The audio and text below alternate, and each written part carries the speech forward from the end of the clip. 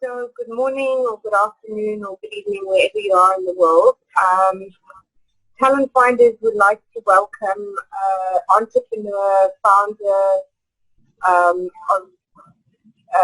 of Trustrise, author, international speaker, and a growth action strategist, Amy Goldberg. So welcome, Amy. Thank you so much, Karen. So Amy, congratulations on all your achievements. Can you please share with our audience how your entrepreneurial journey started? Yes, thank you. Well, it really started with, I was, as a very young girl, my family are in the entertainment industry. And so naturally, as a one who is sort of setting out, you are very influenced by those around you. So within my journey, I thought that I wanted to get into the entertainment industry. And I laughingly refer to this phase of my life as it started with meatballs and ended with The Hangover. And yet when you get closer to understanding who you are, and particularly for me and what I wanted to do and what I gravitated toward, I found myself really leaning in toward more entrepreneurial endeavors. And so, however, my journey from entertainment that moved into health and well-being, I'm fascinated by human behavior and the arts. So it really, through my studying and understanding and businesses that I've run, they've all lent themselves beautifully into my journey. And I stress that it is a journey, because no one really, unless you can really nail it when you're younger, that this is what I want to do, you'll always be exploring, and we're always evolving. So that's really, for me, it started as within the entertainment industry and evolved into more of the entrepreneurial business strategy realm of my work. That's amazing. So having worked with the Fortune 100 companies, can you share with us how that came about and what was that experience like? And can you give us some examples of the results you've achieved through this process? So thank you for asking. So with that, what happened was, as I was exploring where I wanted to go and what I wanted to do, I realized I needed to create a niche, something that people needed support with. And so Fortune 100 companies really came about because I started one of the first corporate wellness companies. And so because I wanted to lend my support in ensuring that people were leaving inspired and healthy and productive lives. So within Fortune 100 companies, they were struggling to better understand from an employee perspective, what would be most helpful to them. So really the example of the companies I work with, GE, McDonald's, IBM, companies of that nature, they all needed something different, and yet the support that they needed was the same. They all needed to help their employees become more productive, more present in what they were doing. And so my success in that was I created models in which to help lift employees rather than diminish, their efforts. Yes, it makes 100% sense. So, what would you say some of your biggest lessons and learnings have been throughout your career? Absolutely, do not be afraid to fail. As a matter of fact, failure is a necessity. You hear it all the time, and yet it doesn't feel great. It really doesn't. You're not, wow, what can I fail at today? It doesn't happen like that. But what it does is it brings you closer to who you are, your resiliency, your experiences, your journey. It really does make a difference. Yeah. And it teaches you that it's okay. It's okay to fail. And it's also about how you frame it, right? I mean, I think that failure has always had a negative connotation, and it's created fear. So I think now people are looking at it and reframing that reference as a negative to something that you can learn from. Exactly. So what would you say makes you different and unique from others in your industry? And as a coach, speaker, and author, how do you cut out the clutter and the noise and the bullshit, so to speak, that's out there, to get, to be able to render the kind of business you need to render? It's kind of getting to your truth. It's really, Karen, you're an entrepreneur, and you get it. And it's really what it does is your experiences. I mean, for me, all of the experience that I've acquired throughout the years have allowed me to hone my skills as I get it. I get that, when I've worked with so many different industries and so many different and have transferable skills, we think, wow, I don't know what I'm doing, I'm confused, and yet when you hone these, you become more and more expert in once you decide what it is you want to do. You become that your truth. You're more effective at guiding people because you get it. You've been there, you lived it, you experienced it. Similarly with the work you do, Karen, I mean, you are the reason why you're a marketing genius, the reason why you are so great at what you do and find talent and push talent in the world is because you've done it, you've lived it, you breathed it. Yes. I think that's always the key. Like you say, you have to go through all of these lessons and all of these processes. So on the flip side of that, what would you say your biggest career highlights have been? Well, I think the opportunity to been able to open my mind and experience making a shift in people's businesses, making a shift in their people's lives, in their mindset. That is my biggest. That is my biggest smiley, energetic self, being able to express that I helped somebody rise. That is the biggest achievement I've ever been able to move with. Amazing.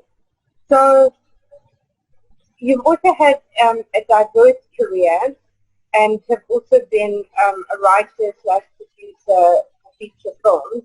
Can you share with us more about this? And did this help you in your transition into your current entrepreneurial journey? Well, it's funny because when you're in any industry, I find, particularly in the entertainment industry, people will say, oh man, this is the toughest business you'll ever be in. And yet when I hear other industries, they will say the same thing. This is the toughest industry you'll ever be in. And so there's always this, it's like the worst, right? But it's these distractions that, first of all, you have to pass through it. You have to be really creative with what it is you want to do, because my writing, producing, that enabled me to be a better business person, better work with hundreds of people in a way that you wouldn't otherwise have an opportunity to work with, to navigate relationships and personalities, which is very similar to startup world, to the corporate world, to the not-for-profit world. There are real similarities in personalities. The functions are different, the actions are different, the way in which people process things, but ultimately, you're working with people. So it's to be able to hone those skills. That takes work. And so I really do feel that has lent itself to me being able to grow in different aspects of my career and working with different people. Well, sure. So that leads me to the next question. You have influenced policies and attitudes in government as a chairperson, having resided on boards. Can you please share with our audience more about that? Well, in the when I first started in corporate wellness, it was new, and policies and thinking and how to function within a corporation and people in general, from a population standpoint, with activity, was a little murky, and people needed permission to be healthy, really, because it was more of was more sick health than health care. So we changed policy and looked at, okay, here are the resources that you would have. Here are some government subsidies that you can take part in that will help your employees be healthier, that will help, we will create cost spending accounts. We will create opportunities for subsidies with gym memberships and so forth. So all of these came about from people that sat around a table and said, what can we do better? What can we do? And I was really fortunate to be able to be part of that process. For sure. So that brings me to the next subject, which is obviously a big subject at the moment, and obviously, especially in the current environment with, you know, this coronavirus and all of this, I think it's definitely bringing out even the best of the worst in people around leadership. So leadership is a big challenge in our current climate, both in business and on a government level, and corporate and entrepreneurial. So what would you say makes you different in your leadership style, and what would you say needs to be done to improve the current narrative? And as you have led in transformational change within Fortune ranked companies, military, education, startups, non-profits, and many other sectors, what and how did this come about? And can you share with us how you've helped transform so many industries? And do you have any one specific or a couple of examples that you can share with us? Yes, you know, especially with COVID-19 and what we're doing and how resilient we have to be as human beings. I mean, we have to sort of pivot on a dime. People are doing things that they wouldn't normally do. I mean, you know, we as entrepreneurs, you know, we feel it's very natural. We have to create our own, Karen, as you know, our own structure, our own way of working. We have to be disciplined in a way that others are perhaps guided. And so we have to kind of create our own processes. And so for me, you must walk the talk. And I say this because I have to say, we speak a great game. We have the best words, and we motivate in a way that's inspiring. And yet, when you were off the soapbox and when we're off our stage, I feel that we don't necessarily consistently speak that language or walk that language or share that sentiment. And leaders need to let down their armor, and Brené Brown wrote about this, Yes.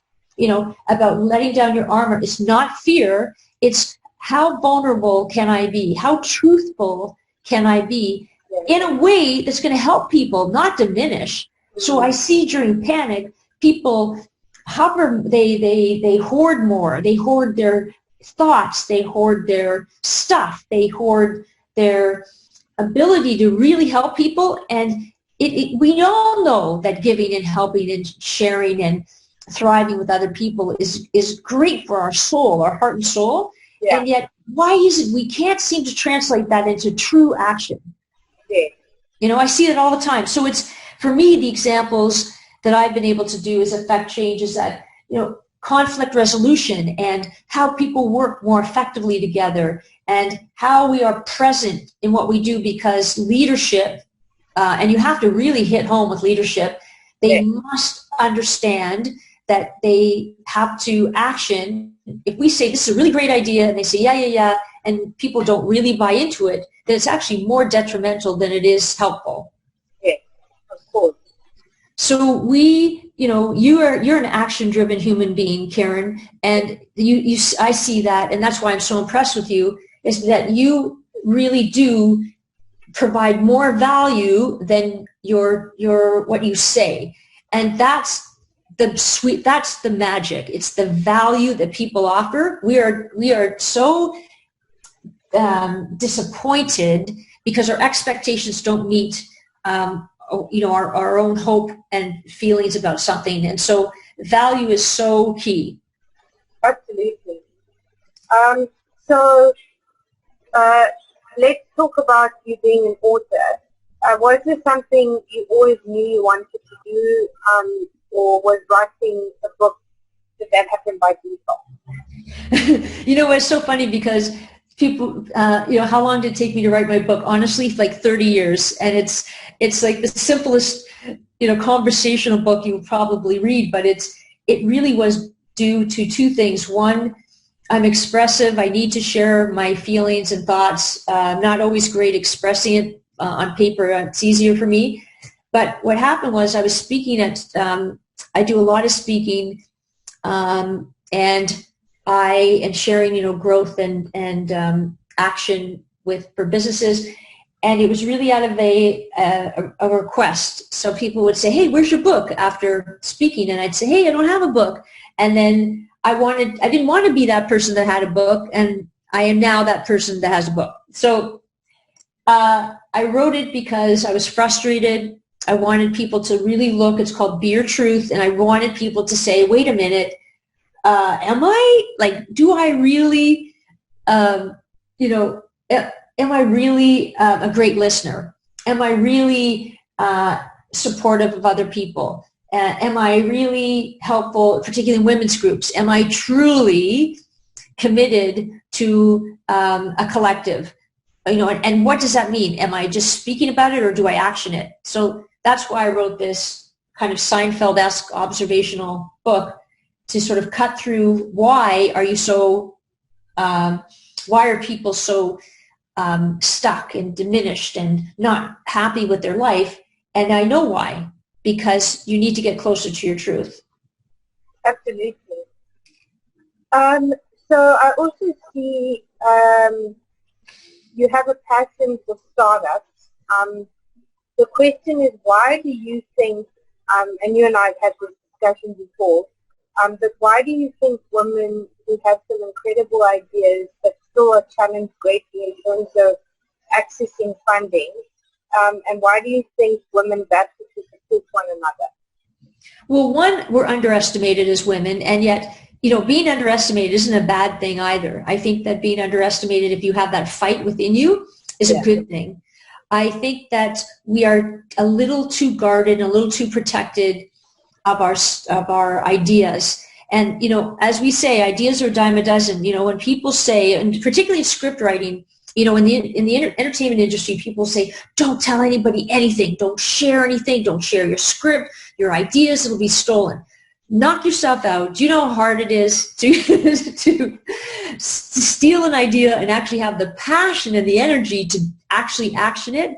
And it will never be as great as what you've created with your idea and your personality. So I think when the hesitation to collectively work together, women in particular, I don't know what it is, with women in particular, we struggle. And do you think it's a proprietorial thing, an insecurity thing? Yeah, I think it's both. I think it's also I think it's an insecurity. I think our limiting beliefs hold us back. I think it's a trust thing for whatever reason. And I think if we did the opposite and opened up our heart and stopped talking and just started doing, that would make all the difference in the world. Absolutely. So you have been recognized as a woman of influence, a trailblazer. Can you share with our audience, for those who don't know, like, how did this come about, or that recognition or title? Thank you. It's funny because as you get older, the great thing about aging is that you have more opportunities to do stuff. So, so with me, I was very fortunate, I was in Los Angeles, and I met a guy, and he was the first guy that created this spinning. So as an active human being, I helped bring spinning into Canada. So I was always one to see, just like you, Karen, a vision. You have a very broad global vision. So nothing sort of, you don't look at barriers, you don't look at borders. And I'm not that same mindset where I see something globally and then I hone in to see how it can translate itself. Yeah. And with anything, it takes time. I mean, overnight success takes minimum 12 years. So spinning what? I've been, brought it was 27 years ago. It's now. I mean, come on. People say, hey, have you tried spinning?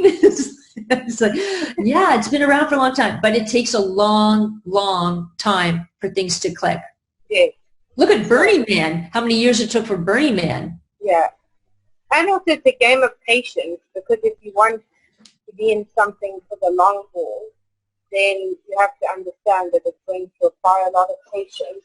And I think people, are so, they want this instant gratification and they want things fast, but, especially on the millennial side, and it's not to be negative about that, but I just think that, people need to understand that a lot of these top-level entrepreneurs, like you said, never just went off and suddenly, they were multi-millionaires and billionaires. I mean, it took, decades to get to where they are.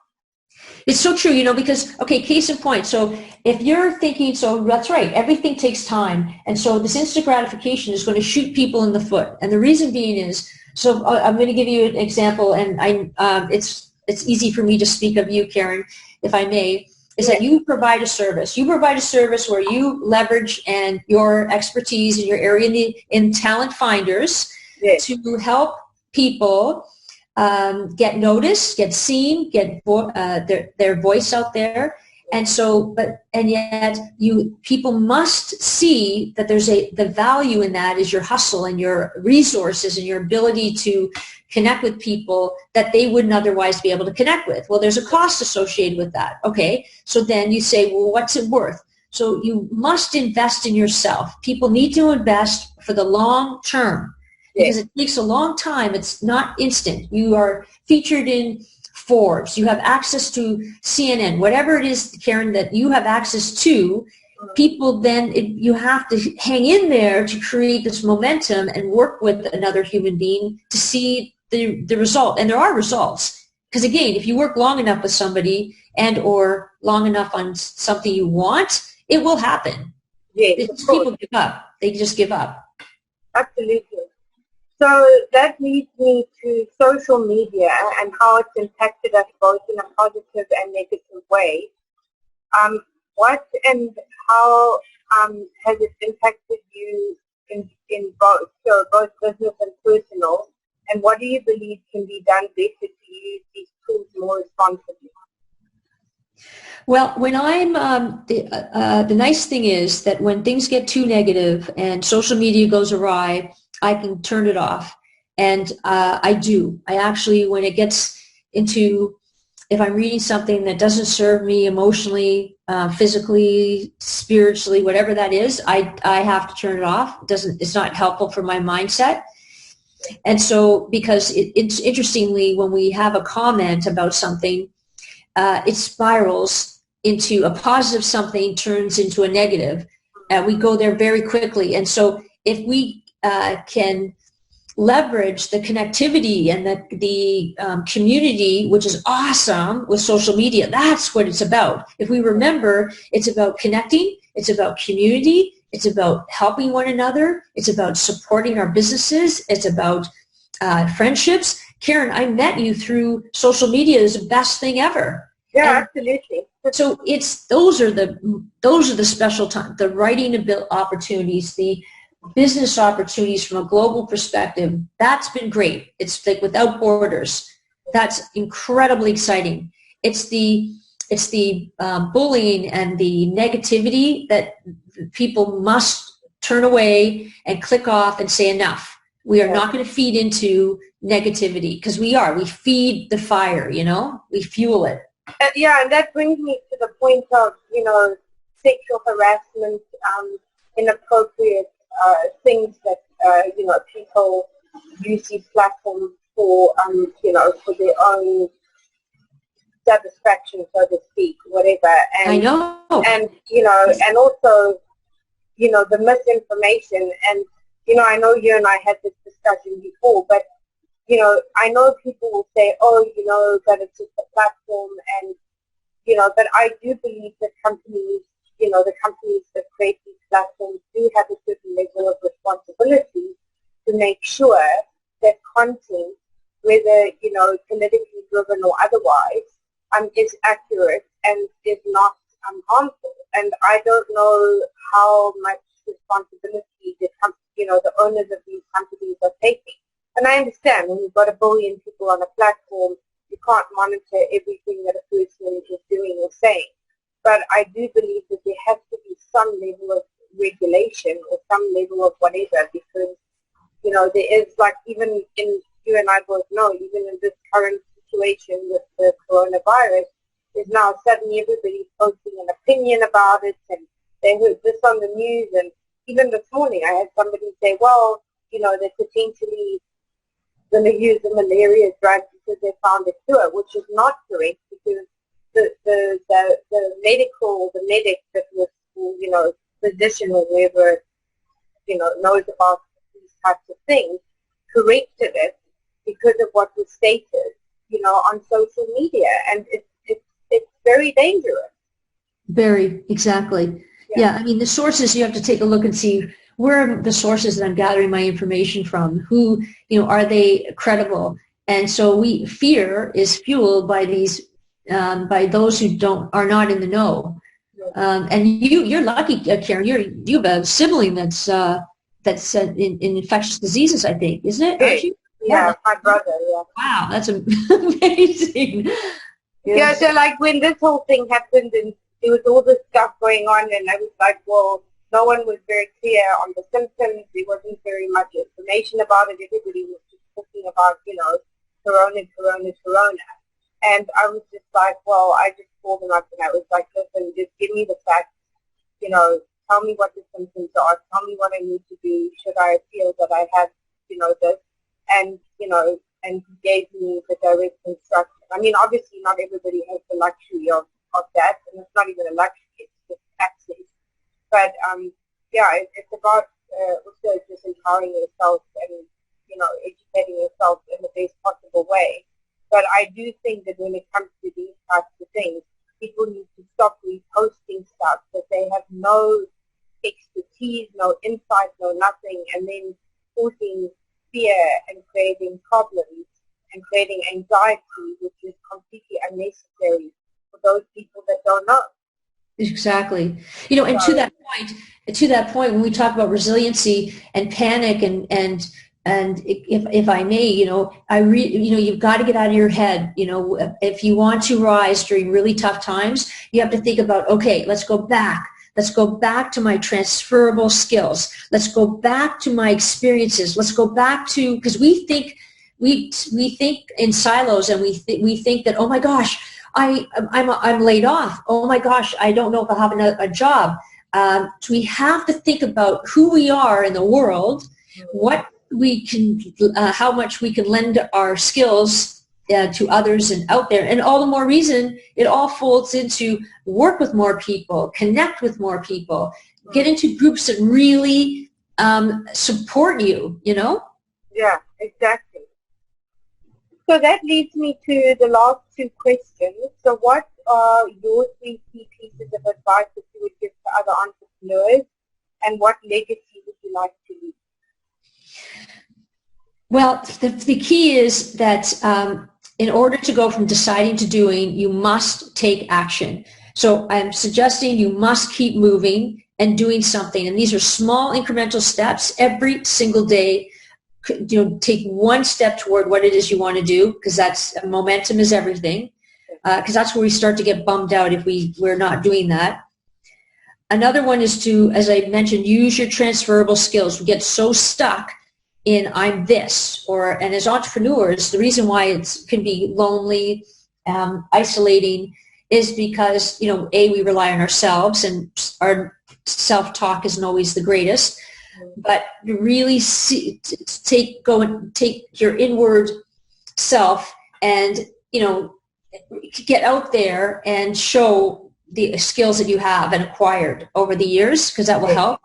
And then trust yourself. I wrote Be Your Truth for a reason. It's really, you have to trust yourself. People, unless if you're unsure of something and you're asking people for advice, they tend to mess things up because you're grappling. Get tight with yourself. Get true to yourself first. whatever that looks like, and then get out there and seek some additional support. But get to your truth first. Yeah, and self-trust is a big thing, because I think so many people have had their confidence knocked, or something has happened which has created self-doubt. And I mean, even for me, this is something that I've had to learn, is like, trust yourself. Get to know who you are, and don't be afraid, because I think that's the whole thing, is the whole thing of non-trust, self, or fear of failure, like you and I spoke about earlier. And I think all of these things have contributing impact to what it comes back down to in terms of self-trust. Exactly, because it's actually in your uncomfortable times that makes you realize who you are. It's when you're uncomfortable, it's like, wow, I had no idea I could overcome that. Wow, I had no idea that I was thinking from a broader perspective. Wow, I had no idea that I was as strong as I am, It's incredible. Exactly. And what legacy would you like to leave? Well, my legacy is I really want to be able to inspire and lift people to thrive and grow. That's my ultimate, that's why I'm here. I really do believe that I'm here to help action and lift and raise people so that they can thrive. I know how to do it, so it's, but it's taken years and years, but that's my sweet spot. That's where I'm most happy. Absolutely. So if people would like to get in contact with you, Amy, what are the best ways, via social media?